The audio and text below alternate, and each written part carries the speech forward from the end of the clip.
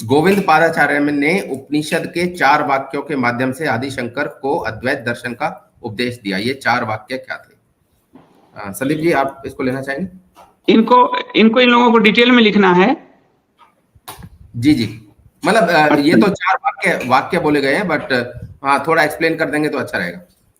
Question जो है वो केवल 4 वाक्य पूछने का है। ये 4 वाक्य हैं, तत्त्वमसि, प्रज्ञानम ब्रह्म, अहम ब्रह्मास्मि और अयम आत्मा ब्रह्म। ये 4 महावाक्य कहे गए हैं। चारों जो महावाक्य हैं वह चारों वेद से आते हैं। ऋग्वेद में है प्रज्ञानम ब्रह्म, ये महावाक्य है, ये ऋग्वेद का। नोट चाहे तो कर लीजिए आप। ऋग्वेद का महावाक्य है प्रज्ञानम ब्रह्म। यजुर्वेद का महावाक्य है अहम ब्रह्मास्मि। सामवेद का महावाक्य है तत्त्वमसि। और अथर्ववेद का महावाक्य है अयमात्मा ब्रह्म। तो ये 4 महावाक्य कहे गए हैं चारों वेद से। वेद का ही आखिरी रूप वेदांत जो है आपको उपनिषद है।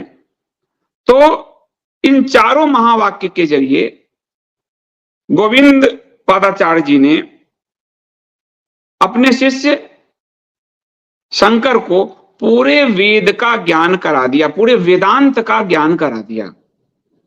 तो ये जो ब्रह्म वाक्य हैं, इस पर ही हमारा पूरा उपनिषद का, यानी वेदों के ज्ञान कांड का उपनिषद, यानी वेदांत, जो वेदों का ज्ञान कांड है वो उपनिषद है, वही वेदांत है, क्योंकि वो वेदों का आखिरी हिस्सा है ज्ञान।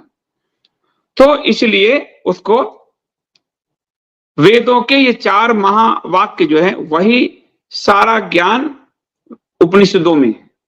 तो ये, और इसका चारों का यही अर्थ है, तत्त्वमसि जो आगे आएगा, त्वम तत् असि, तुम वही हो। वही मतलब तुम जो हो वो वही ब्रह्म तुम हो। जैसे कमल जी बैठे हैं तो कमल जी की अपनी पहचान है कमल, लेकिन इनके अंदर जो वो ब्रह्म, जो आत्मा है, वो परब्रह्म का रूप है, प्रतिबिंब है, उसी का विस्तार है हर प्राणी में। तो ये हमारे जो उपनिषद कह रहे हैं और सामवेद तत्त्वमसि, और ये छांदोग्य उपनिषद में आया है। छांदोग्य उपनिषद में 9 से 10 बार आया है शायद ये। तो कि वो तो स्वयं आपको पहचानना है कि वो तुम हो, वो ब्रह्म कोई और नहीं है, तुम ही ब्रह्म हो। बस तुम्हें अपनी खोज करनी है, और उसी खोज में जब खोज पूरी हो जाएगी तो यह ब्रह्म उस ब्रह्म से मिल जाएगा। ये 2 नहीं है, 2 तो माया है जगत का जो दिखता है, वो एक है। उसके बाद है प्रज्ञानम ब्रह्म, उसका अर्थ भी वही है कि जो ब्रह्म है, ये जो ज्ञान है, प्रज्ञा है, प्रज्ञा, वह ब्रह्म ही हमारी प्रज्ञा है, कोई भी भेद नहीं। अहम ब्रह्मास्मि वही अर्थ है, मैं ही ब्रह्म हूं। यानी चारों वेद अपने महावाक्य से बता रहे हैं, बार बार बता रहे हैं कि तुम ब्रह्म हो, तुम ही ब्रह्म का रूप हो। अयम आत्मा ब्रह्म, यह जो मेरी आत्मा है वो ब्रह्म है, ब्रह्म स्वरूपा है।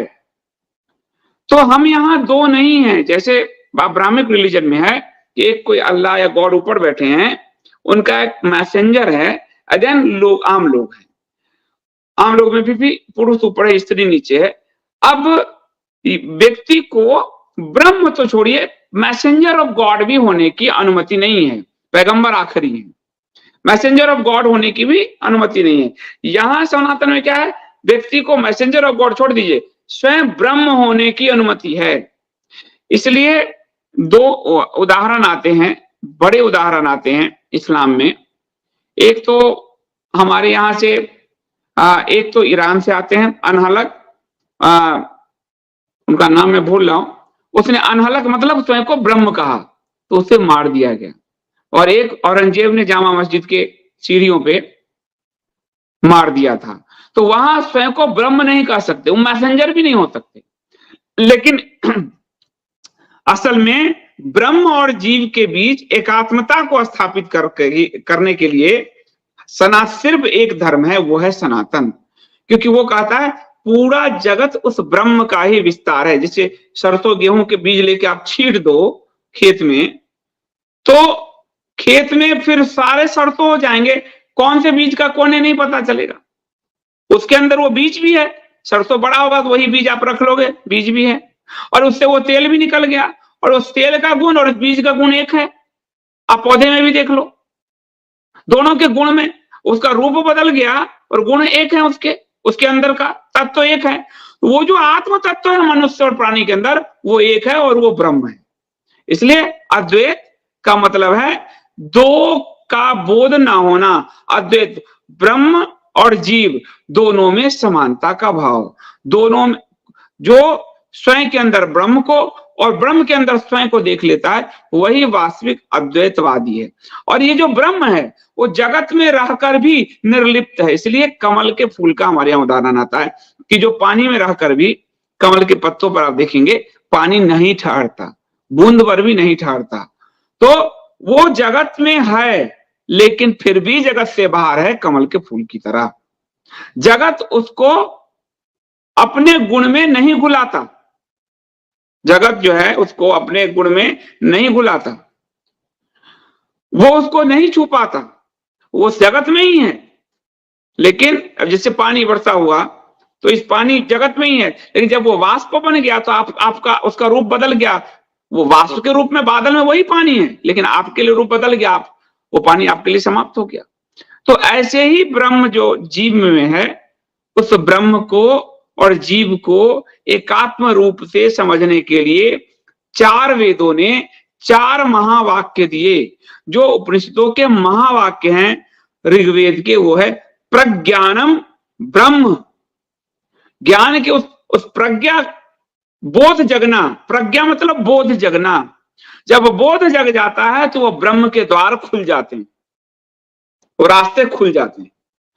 दूसरा जो वाक्य है यजुर्वेद का, अहम ब्रह्मास्मि, मैं ही वह ब्रह्म हूं।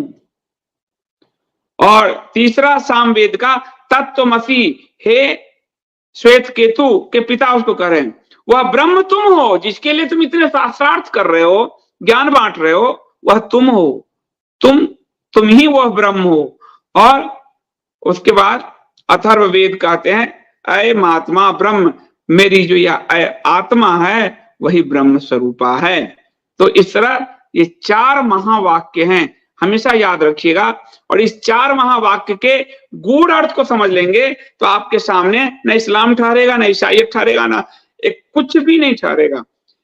क्योंकि उनके जो एकेश्वरवाद की अवधारणा है वो इसके सामने फीका है और वो इसके बाद आया है। इसलिए इन 4 महावाक्यों को, कभी मैं बहुत डिटेल में जाऊंगा, इन 4 महावाक्यों पर ही हमारे और उस ब्रह्म के बीच का जो कनेक्शन है, दोनों का जो एकात्म है, एकत्व है, घुलनशीलता है, वो स्थापित होती है।